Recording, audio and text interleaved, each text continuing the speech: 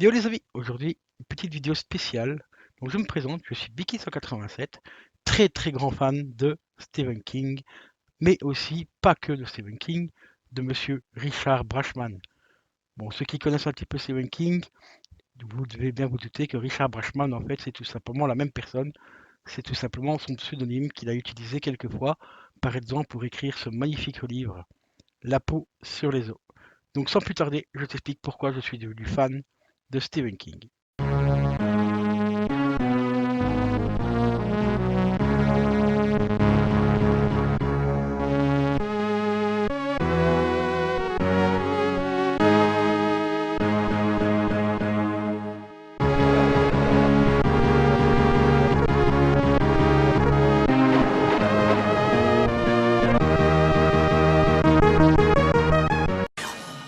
Alors, première chose, avant de commencer cette vidéo-là, bon, je précise déjà vidéo qui va être un petit peu longue, plus longue que d'habitude peut-être, je sais pas, on verra bien après le montage. Mais première chose à rectifier, j'ai utilisé donc dans l'intro le mot fan. Alors c'est déjà un mot que je ne supporte pas en général, mais que j'utilise comme tout le monde dans le langage quotidien quand on exprime sa passion pour quelqu'un, que ce soit une star du cinéma, une star de la chanson, on dit je suis fan de cette personne. Mais c'est un mot que je ne supporte pas parce que fan, il faut quand même pas oublier que c'est tiré du mot fanatique. Et des fanatiques de Stephen King, j'en ai vu. J'en ai rencontré, j'en ai côtoyé aussi sur différents groupes de Stephen King. Par exemple, une personne qui m'a littéralement foutu les boules. Mais quand je vous dis qu'il m'a foutu les boules, c'est que le mec, il connaît la vie de Stephen King, mais de A à Z.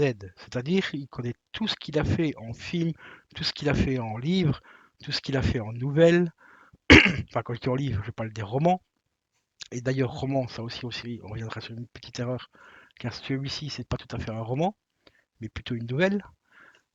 Mais ce mot-là me fait peur parce que cette personne-là avec qui j'ai discuté, eh ben, il connaît tout. Chaque année, il part aux États-Unis, dans le Maine, visiter la maison, parce que la maison est accessible au public et tout, hein, donc il y a une partie qui est dédiée aux passionnés, on va dire ça comme ça, aux fans. On va parler plus dans le langage quotidien.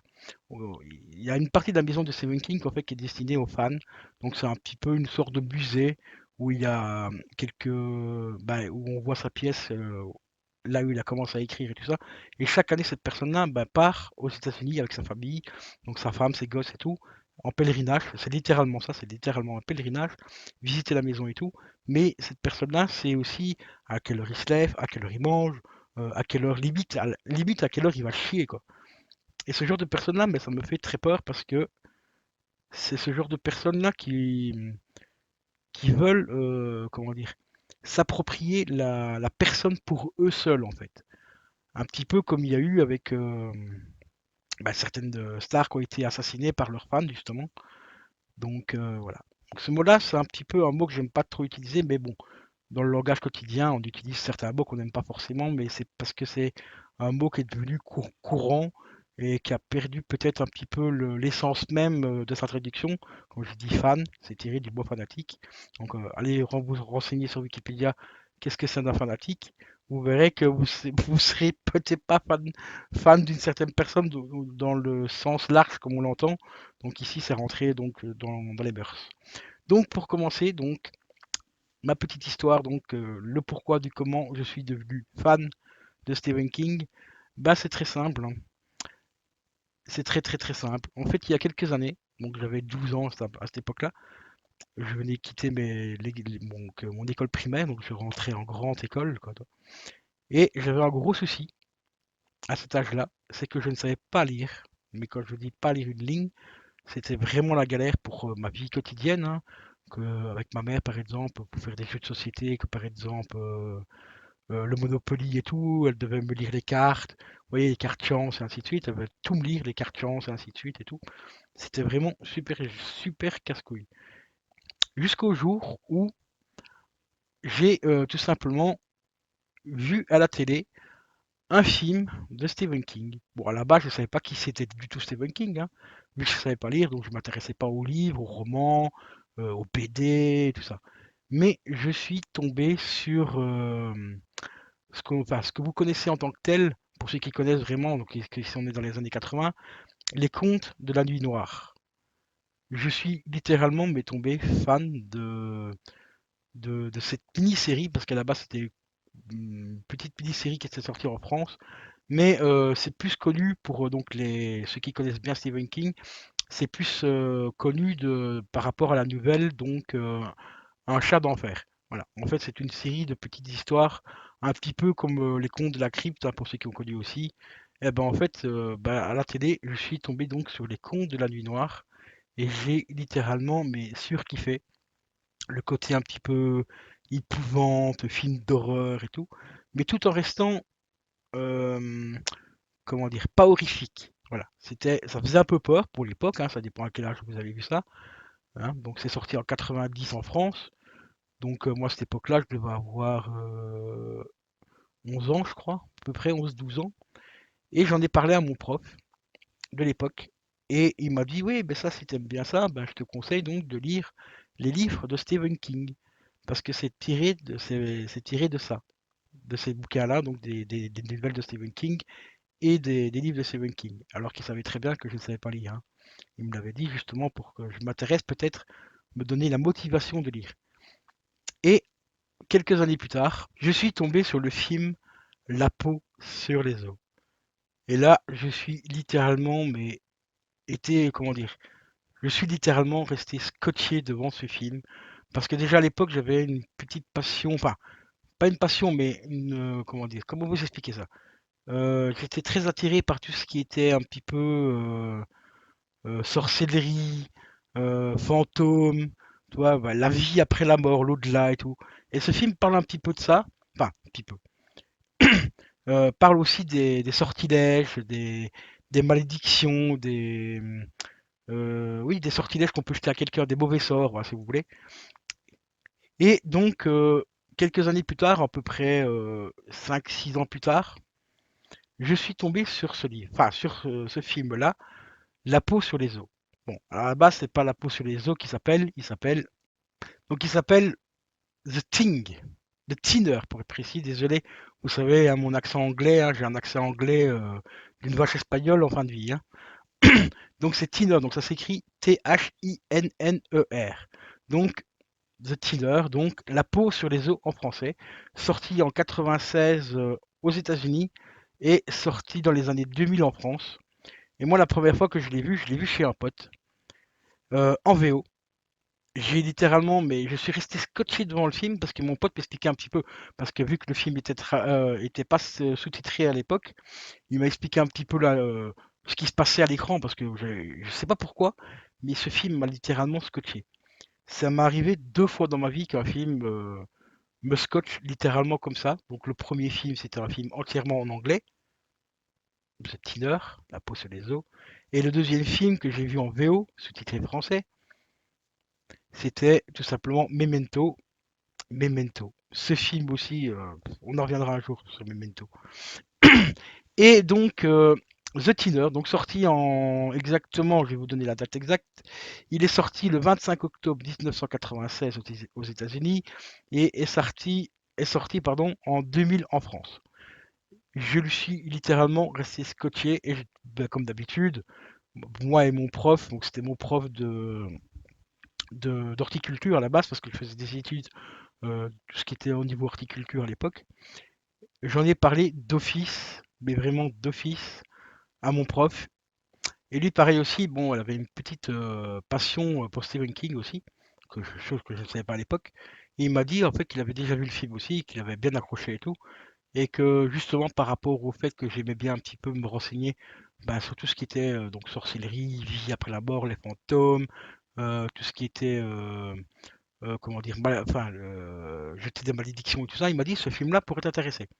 Je te le conseille vraiment, mais il m'a conseillé surtout avant de lire le livre. De lire le livre. Et oui, le livre. Parce qu'il m'a dit à la base c'était un livre. Donc il m'a donné le titre, donc je vous ai dit, Thinner, The Thinner. Mais il m'a dit pour l'instant, il est qu'en anglais. Enfin, le livre n'existe pas encore en français, il n'est pas encore sorti en France. Enfin, du moins en Europe. Donc on a fait des recherches par rapport bah, à l'époque sur Internet, hein, à l'école. Et on est tombé donc sur le livre ici. Enfin, sur le livre en anglais. et tout, mais il m'a dit, enfin sur le site à l'époque, c'était marqué que normalement c'était prévu qu'il sorte pour 98 voire 99 en France. Et il m'a dit ah oui, mais moi je lui ai dit bah ça fait chier quoi, j'aimerais vraiment bien le lire et tout ça. Et donc ce qu'on a fait déjà avant, bah on a été chez lui aussi une fois, un soir, tranquille. On a été remater le film. Et lui, bah, il m'a bien expliqué plus en détail parce que lui, il avait déjà lu le livre en anglais à l'époque et il avait vu le film et il m'a expliqué quelques petites différences, mais sans trop me spoiler par rapport au livre. Il m'a dit, franchement, je te recommande vraiment, dès que le livre sortira en France, enfin en Europe, du moins parce que moi je suis en Belgique, de te l'acheter et de le lire parce que tu vas voir, il est beaucoup plus détaillé que le film. Dans le film, malheureusement, il y a beaucoup de scènes qui pour moi à l'heure actuelle sont très importants dans le livre, qui ne sont pas retranscrites dans le livre, enfin dans le film malheureusement. Peut-être aussi parce qu'il fallait que le film soit entre guillemets accessible à un grand public. Je crois qu'à l'époque il était classifié au moins de 12 ans, je crois, il me semble. Ouais, je crois que c'était moins de 12 ou moins de 16, mais je crois que c'était moins de 12 ans. Ça, j'ai été faire des recherches sur internet, j'ai pas trouvé la classification malheureusement du film quand il est sorti en France, mais je crois que c'était moins de 12 ans. Et donc, bah, quelques années après, j'ai vu en librairie donc le livre ici. Donc ce livre-là, celui-là, précisément celui-ci, c'est mon livre d'époque. Donc aujourd'hui, ça fait exactement 30 ans que je l'ai. 30 ans. Et je vous montre, voilà. Il est littéralement comme neuf, hein. Je l'ai lu trois, quatre fois, même cinq, six fois, je sais plus. Je crois à peu près cinq, six fois, sûr. Et j'ai bien sûr que j'y prenais un soin, mais vraiment énorme. Parce qu'à l'époque, les livres coûtaient quand même relativement cher. Enfin, pour une famille, on va dire moyenne, hein. C'était quand même 10-15 balles le bouquin, tu vois, donc c'était quand même pas donné non plus à l'époque. Donc j'y ai pris super méga soin. Et donc un jour, je l'ai acheté le livre, j'ai été trouver ma logopède et je lui ai dit, voilà madame, je suis motivé à lire, apprenez-moi à lire, je veux lire ce livre-là. Et je lui pète le bouquin sur la table. Et elle me fait, t'es sûr? Parce que quand tu vois la taille du livre, 400 pages, hein, voilà. Et d'ailleurs, ça me revient aussi vous expliquer deux, trois petites choses par rapport à ce livre, qui disent que c'est un roman et aussi par rapport au nombre de pages. Donc sur Wikipédia, ils disent que le livre contient 472 pages et qu'en réalité, il contient 446 pages. Donc expliquez-moi pourquoi il y a moins de pages dans ma version. Et je vais vous montrer un truc après. Bah, on va le montrer maintenant. Alors que dans les versions originales ici en France Loisir, c'est pareil également. Ça, c'est un truc que je ne comprends jamais et que je comprendrai jamais parce qu'ici, il y a exactement 366 pages. Que là, il y a 400 pages. Donc voilà. Je ne rentrerai pas dans les détails, je vais vous laisser lire le livre pourquoi. Si vous avez l'occasion d'avoir cette version-là ou cette version-là, vous allez comprendre pourquoi il y a plus de pages dans celle-ci, enfin dans celle-ci plutôt que dans celle-là. Ou évidemment plus de pages dans celle-ci. Voilà. Vous voyez, oui, j'en ai plusieurs formats, c'est normal. Ça, c'est les France Loisirs, les amis. Des pépites, mais vraiment des pépites. Voilà. Regardez la couverture, ici on voit l'homme qui est très gros ici, là on le voit maigre. Là, pareil, ici, ils ont repris un peu le même délire, sauf qu'ici, ils ont mis la vraie personne derrière, la personne qui devient après. Et en France, on a eu quoi? On a eu ça. Un totem, qui n'a strictement rien à voir avec l'histoire du film. Enfin, un petit peu quand même, mais un petit peu quand même. Le totem, ça fait penser aux Indiens et tout, alors que l'histoire ne parle pas d'Indiens du tout, ça parle du gitan, mais bon, c'est pas grave. Voilà. Mais revenons vite donc enfin, aux quelques petites erreurs qu'il y a eu quand le livre est sorti en France. Donc déjà, première chose, ce n'est pas un roman, mais c'est une nouvelle. Donc comme je l'ai dit, c'est une nouvelle. Enfin, si vous vous rappelez ce que j'ai dit en début de vidéo, on parlait un petit peu des contes dans la nuit noire et tout. Mais pour nous, on a connu surtout les contes de la crypte. Ah, les fameux contes de la crypte, les amis. Quel pépite ce truc. Eh ben, La peau sur les os, c'est tout simplement une nouvelle tirée des contes de la crypte. Donc j'ai bien dit une nouvelle et pas un roman. Ils ont appelé ça un roman parce que en France, en Belgique, enfin en Europe, quoi, un truc qui fait 400 pages, c'est un roman. Mais non, en fait, à la base, c'est une nouvelle. Une nouvelle, et qui est franchement, mais l'histoire est juste magistrale. Je vais pas rentrer dans les détails de l'histoire parce que on m'a déjà fait des reproches à l'époque que je m'expliquais trop les histoires quand je l'expliquais un petit peu. En fait, je suis un peu comme Tronc, je suis un passionné, toi, et je m'emballe, donc des fois, je spoil un petit peu trop les histoires des livres et tout.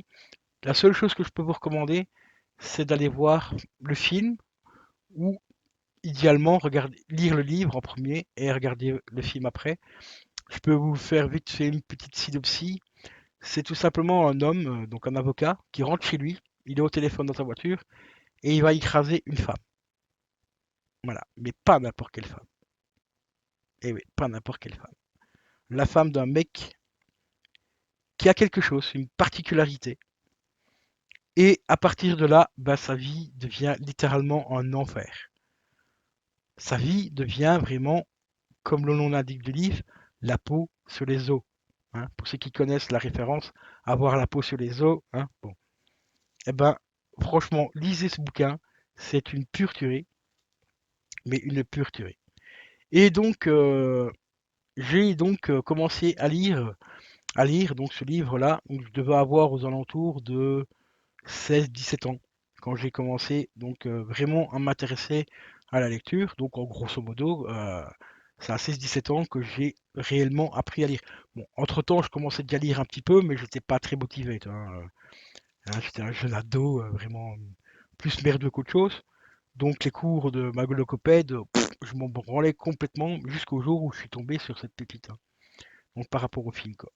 Et ça, c'est encore grâce à mon prof, donc avec qui j'avais un feeling mais est vraiment énorme. Et des profs comme ça, malheureusement, il y en a plus à l'heure d'aujourd'hui.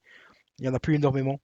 Je peux les comprendre aussi, hein, quand on voit certains élèves, que certains professeurs ont perdu leur passion d'apprendre, d'avoir l'envie d'apprendre en fait aux autres, ouais, tout simplement, aux élèves, que ce soit, il y a des adultes, hein, on apprend tous les jours, hein.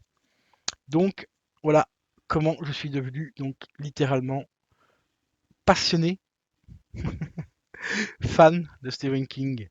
Enfin, grâce à mon tout premier livre, hein, parce que celui-là c'est mon tout premier livre, et ça c'est bien le livre d'époque. Donc aujourd'hui, ce livre-là fait ses 35 ans, mais ça fait 30 ans que je le possède. Voilà. Il est sorti donc en 87 en France, aux États-Unis, pardon, et il a été publié donc dans les années 2000 à peu près en Europe. Non, c'est le contraire, pardon, je confonds avec le film. Il est sorti en 84 aux États-Unis, à New York pour être précis, et il est sorti en 97 en France. Voilà, pour celui-ci. Et le film, en fait, est sorti un an après, un an avant. Ça un peu, ah oui, c'est encore une fois une petite erreur, parce que bon, c'est un peu compliqué avec des Stephen King. Il y a des fois il y a des films qui sont sortis en France avant les bouquins et tout ça, et après enfin, l'effet inverse. Les livres sortaient des fois en France après le film, et ainsi de suite. Donc le 25 octobre 96, c'est le film qui est sorti aux États-Unis, alors que le livre date donc de 84. Et,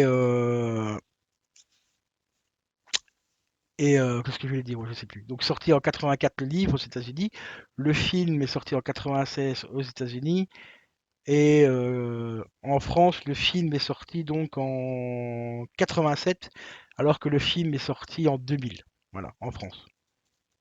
Quelques années plus tard, donc, comme vous voyez. Donc voilà, les poteaux. Et je vais quand même vous montrer un petit truc vite fait. Donc, ça ici, c'est un des tout premiers tomes, donc en France Loisirs, comme je vous montrer juste un petit peu avant. Mais regardez-moi la gueule des jaquettes, quoi. Franchement, elles sont juste énormissimes, c'était une pure tuerie. Je commence à comprendre pourquoi aujourd'hui pas forcément que les Stephen King, mais tous les France Loisirs en général, commencent à être fort recherchés, à prendre une petite cote. Donc parce que malheureusement France Loisirs c'est fini, ça n'existe plus. Et surtout, ceci, regardez-moi la couverture avec le Stephen King, vraiment, hop, on va mettre dans le bon sens, avec le marqué en gros bien imposant, tu vois, l'américaine, et il se retrouve le titre au milieu. Et sur celui-ci, il y a une petite particularité, c'est que c'est marqué donc Stephen King, ici, en tout petit, vous le voyez peut-être pas bien, mais c'est marqué sous le pseudonyme de Richard Bachman, La peau sur les os. Alors si vous enlevez tout simplement, chose que je fais très rarement, mais pour vous, pour la vidéo, je vais le faire, si vous enlevez tout simplement la jaquette, délicatement, car toi, c'est encore des bons vieux livres avec des jaquettes que tu peux enlever. Donc ici, tu as un petit résumé de chaque côté, et tu as encore un autre petit résumé ici à l'arrière. Le problème de ces jaquettes-là, c'est qu'elles sont assez fines et papier glacé, donc elles s'usent très très très très facilement. C'est pour ça que ici, je possède tous les francs loisirs, hein. Ils sont juste là. Je peux te les montrer vite fait si tu veux. Mais si tu me suis normalement en général, tu les as déjà vus. Mais tu vois, ils sont tous ici. Voilà. Donc j'ai la collection complète des francs loisirs comme ça, avec les couvertures noires. Et ceux-là, en fait, bah, ils s'usent très très très très très très très facilement. Donc là, c'est vraiment des livres que j'ai achetés pour la collection, pur et simple. Et encore une autre petite erreur ici, ça arrive très souvent de les trouver à bas prix, mais sans cette jaquette. Donc tu les as en format rouge comme ça, et avec cette main, regarde-moi cette main, la main dorée, c'est littéralement la main de Freddy qui vient te posséder, quoi, toi, qui vient te choper. C'est Stephen King qui vient te prendre dans ses griffes et il te lâche plus. Voilà, aujourd'hui ça fait bah, exactement, ouais, ça fait 30 ans, quoi. Voilà, 30 ans que je suis passionné, je suis pas dit fan, hein, je suis passionné de cet écrivain. Maintenant, je commence à m'intéresser aussi à ce que son fils y fait. Donc, John Hill. John Hill, bon, pour ceux qui connaissent pas un petit peu John Hill, c'est tout simplement le créateur de la BD, du, enfin, des nouvelles et de la BD de Locke, la série que vous kiffez tant sur Netflix. Eh ben, c'est tout simplement le fils de Stephen King qui est derrière. Et vous voyez ici, c'est marqué donc sous le pseudonyme de Richard Bachman. Et sur le livre ici, bah, c'est tout simplement marqué sur le côté Stephen King, La peau sur les os. Donc ce livre-là, j'ai mis énormément de temps pour le trouver, parce qu'à chaque fois que j'allais en librairie, pour l'acheter, ben, je disais à la libraire, oui, je voudrais enfin, le livre de Stephen King, La peau sur les os. Mais elle me fait, ça n'existe pas. Bon, parce que les libraires par chez moi, ils étaient un petit peu neuneux, hein. Des deux, tu vois, c'est quand même un libraire, le mec, la passion du livre et tout, en fait, c'était plus la passion de la vente que du livre. Et c'est en fait un jour où j'ai été trouvé dans une autre ville où j'ai demandé, bah, dans la ville où je suis actuellement, hein, où j'ai demandé à la librairie là, est-ce que tu pourrais me trouver Stephen King, La peau sur les os? Elle regarde sur son ordinateur, mais elle m'a fait, mais c'est pas Stephen King, c'est Richard Brashman. Hein? Je dis quoi? Eh oui, c'est son pseudonyme, Richard Brashman. Et 2 semaines, ouais, à peu près 2, 3 semaines plus tard, elle m'a donc trouvé ce livre-là. Et je l'ai possédé, et je l'ai dévoré, mais un truc de dingue. Enfin, dévoré. Façon de parler, parce que c'est grâce à ce livre-là que j'ai appris, en gros, entre guillemets, à lire correctement. Et donc j'ai mis quand même pas mal de mois parce que bon 400 pages, faut quand même s'y taper. Surtout quand tu sais pas lire et que tu étais vraiment pas du tout à l'époque motivé à lire. Et ben je l'ai lu et maintenant ben encore à chaque fois que je lis n'importe quoi, que je lis le chat par exemple sur YouTube, que je lis un article dans le journal ou que je lis ben, un livre de Stephen King tout simplement, et ben je remercie tous les jours Stephen King parce que c'est grâce à lui en fait ben, que j'ai appris à lire déjà de un et que je suis rentré dans son univers, quoi, tu vois. L'univers un petit peu noir pour certains, parce que c'est quand même des livres assez horrifiques, enfin épouvantes, horrifiques, peu importe un petit peu les histoires, peu importe le degré aussi des personnes, hein. Il y a des personnes qui vont avoir peur parce qu'ils vont voir une araignée, il y a des personnes qui vont voir une grosse flaque de sang, ils n'auront pas peur, quoi, tu vois. On a tous notre degré comment dire, d'horreur, enfin, plus ou moins élevé, quoi, tu vois. Et voilà. Donc voilà les amis, comment est-ce que je suis donc devenu fan? Non, pas fan. Passionné de Stephen King. Grâce donc à ce livre-là, La peau sur les os. Et aujourd'hui, ça fait exactement 30 ans. Mais oui, 30 ans que je possède ce film. Enfin, que je possède ce film, que je possède ce livre. Et je possède bien sûr le film aussi, mais bon. Voilà. 30 ans, La peau sur les os. Donc je vous le recommande, celui-là, franchement. C'est pas le meilleur, hein, attention, c'est pas le meilleur non plus. Le film, c'est pas non plus. Il faut quand même se remettre dans le contexte. dans le contexte que le film est sorti en 96, hein, donc ça date un petit peu. Je vous donne un exemple des notes qu'il s'est bouffé. Il a pris 2,4, voilà, 2,5, non 2,4 sur 5 sur Allociné et il a pris 5,6 sur 10 sur Sens Critique. Voilà. Donc ça aussi, c'est une chose que j'aime bien chez Stephen King, même s'il fait encore des adaptations de ses romans aujourd'hui, il reste toujours dans la même lignée, c'est-à-dire série B. Voilà. Il va pas monter plus haut, il va pas commencer à faire des effets à la Marvel ou des effets vraiment des super effets de haut niveau des films d'horreur qu'on voit aujourd'hui, tout numérique et tout. Non, Stephen King, lui, il travaille à l'ancienne. C'est vraiment des maquillages fait main, tu vois, où il prend vraiment le temps. Même si c'est à l'écran, ça paraît pourri et tout, ça a une patte, tu vois. T'as la patte des films d'horreur, des films d'épouvante de l'époque, des années 80. Et Stephen King a gardé cette patte-là et c'est ça qui est cool aussi. Bon, bien sûr, à l'heure d'aujourd'hui, pour quelqu'un qui connaît pas l'univers, qui a pas vu les films d'avant et tout, il va trouver ça complètement kitsch ou complètement pourri parce que c'est vrai que les effets spéciaux, pour certains, ça fait mal aux yeux. Mais si tu connais enfin, l'univers des films d'horreur des années 80, enfin 70, 80, 90, normalement tu devrais kiffer.